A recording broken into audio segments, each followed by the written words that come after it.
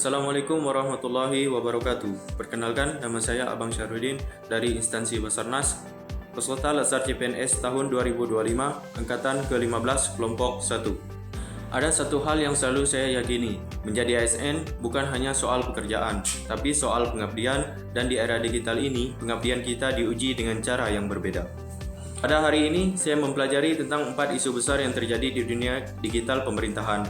Dari sana saya sadar tentang tantangan kita bukan sekedar aturan birokrasi, tapi bagaimana menjaga kepercayaan publik di tengah gempuran teknologi. Mari kita ceritakan satu persatu. Pertama, dari Kantor SAR Pontianak, kelompok 1, isu pertama video deepfake Ibu Sri Mulyani. Hanya dalam hitungan jam, sebuah video palsu bisa memutarbalikkan persepsi publik dan reputasi pemerintah bisa dipertaruhkan. Bagi saya, ini pelajaran berharga. ASN harus berani bersikap akuntabel. Artinya, tidak diam ketika masyarakat disesatkan, tapi hadir meluruskan, memberikan penjelasan, menjaga kepercayaan publik, dan itu bagian dari orientasi pelayanan. Karena melindungi masyarakat dari hoax adalah bentuk pelayanan nyata. Saya membayangkan setiap ASN adalah benteng kebenaran. Kalau kita teguh, hoax tidak akan pernah lebih kuat daripada fakta. Kedua, dari Kantor SAR Surabaya, yaitu kebocoran data. Isu kedua ini lebih menohok lagi. Kebocoran data ASN di BKN.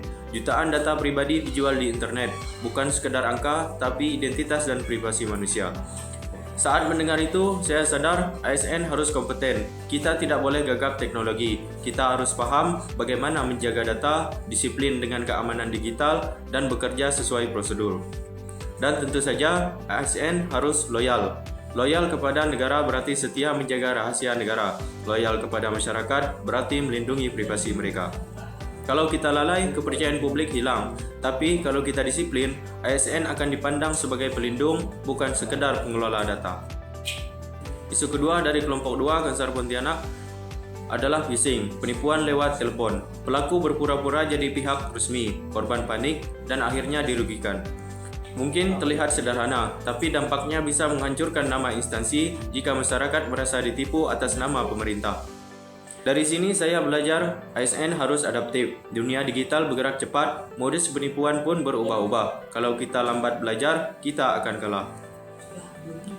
Dan kita juga harus harmonis, artinya saling mengingatkan antar pegawai, berbagi pengetahuan, dan bekerja sama.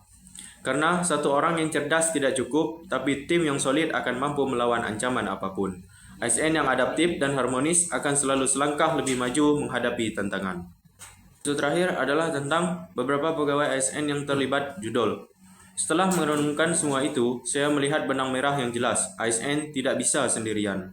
Manajemen ASN di era digital harus kolaboratif. Kita perlu bekerja sama dengan BSSN, Kominfo, aparat hukum, bahkan dengan masyarakat. Bersama kita membangun sistem yang lebih aman, transparan, dan dapat dipercaya.